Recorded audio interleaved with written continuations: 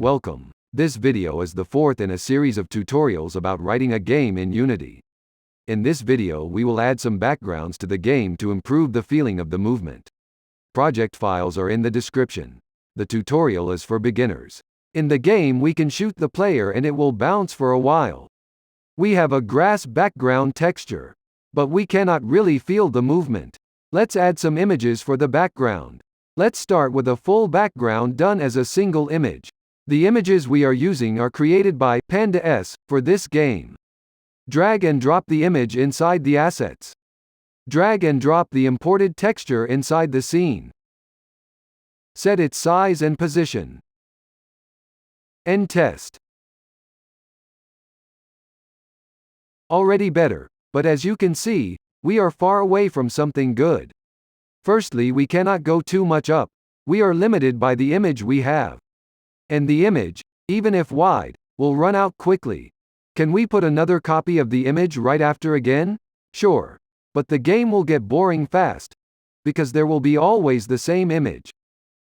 What can we do? We can have the background images split in the different parts, and use the parts to construct a longer background. First, let's create a folder for the images we will generate. Let's import these images done by Pandas. These images will be transformed in Prefabs. What is a prefab? A prefab is a game object with a set of components. You create one by defining your game object in the scene, and then by dragging it inside the assets. After this, you can use the prefab as template to create other game objects in the scene. Let's create a first prefab for the ground. Create an empty game object. Give it a name. Be sure the pivot of the sprite is bottom left. This will be helpful in positioning the parts. Drag and drop the sprite in the game object. Be sure the position of the sprite is at 0, 0. Scale the sprite if required. Now, drag and drop the game object in the assets. This will create the prefab. As you can see, the color of the game object changes. This shows that the game object is a prefab. Let's create the prefab for the grass in a similar way. And also for the trees. Just the forest image. Next we will create multiple prefabs for the mountains. First, the image has multiple mountains inside. Set the sprite type to multiple. Then open the sprite editor and splice the image. Automatic mode is good in this case. Be sure the pivot is now bottom left. Let's move it a little bit, 15%, on the right, to ease the overlapping. Click on Apply to finalize. Then, create, place, size, drop, repeat, for all variants. Now we have a good amount of prefabs we can use. Let's clean up the scene and place some items manually for a quick test. Drag and drop the prefabs in the scene, and position them. Continue adding some items until there is enough background defined.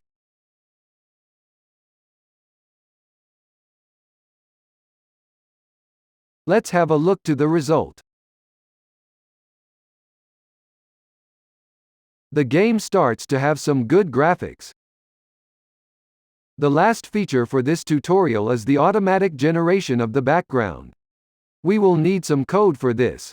Let's create a new script. Name it World. This script will be used to generate the world while playing. It will also keep the references to the prefabs to add to the scene. The script will require a couple of inner classes. One to define the possible background parts, and one to keep track of the parts that are placed in the scene. What we need to define the possible parts? We start with a name. This will help in the inspector. We need the reference to the prefab. We need to know how wide the prefab is, so we can place the next prefab correctly after the previous one. We need to know at which vertical position we should create the instance. And we can add a small left margin that can be used to overlap the prefabs. Let's mark this class as serializable, so it will show in the inspector. In the world script, we add a set of arrays of this class.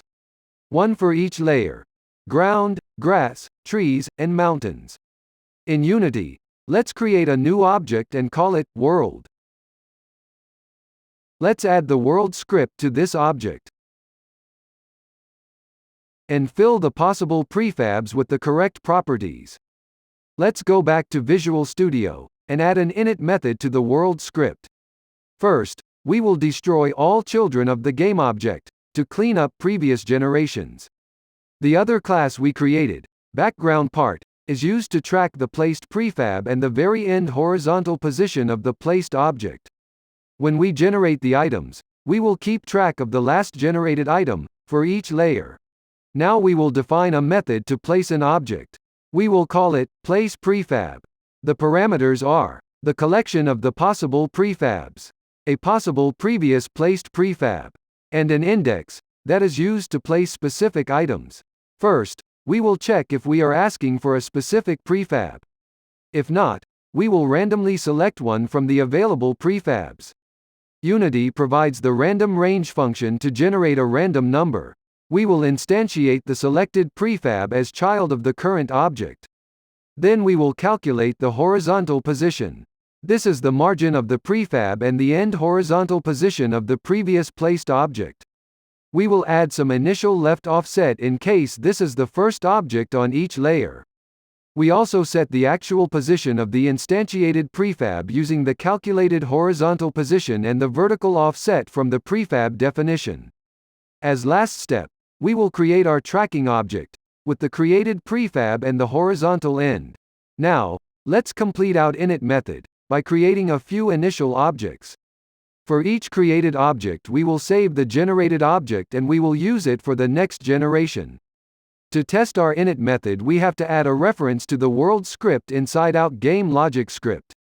And we have to init the world when we init our game.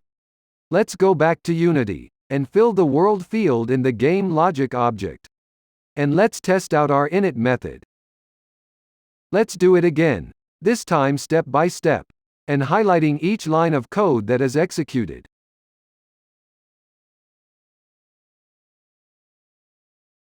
We have now all we need for the automatic generation. When we should generate a new item, we should generate an item anytime the player horizontal position is getting close to the leftmost position of the last generated item. Let's create another method in the world script.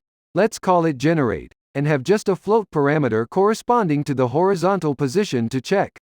Inside, we will call another function to do the specific generation for that layer.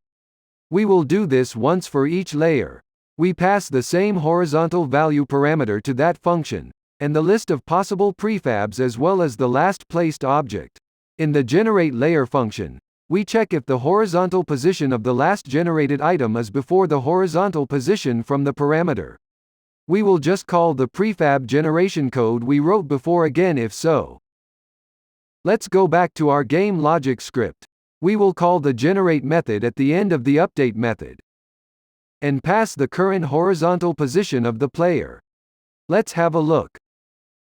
It looks working, but we should generate the items earlier. Let's change the value of the parameter. Now, we will pass not only the horizontal position of the player, but also the half of the camera width. Let's try again.